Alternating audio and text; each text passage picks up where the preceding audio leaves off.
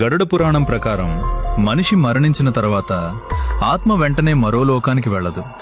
మరణం జరిగిన క్షణం నుంచి సుమారు 24 గంటల పాటు ఆ ఆత్మ తన ఇంటికే తిరిగి వస్తుంది.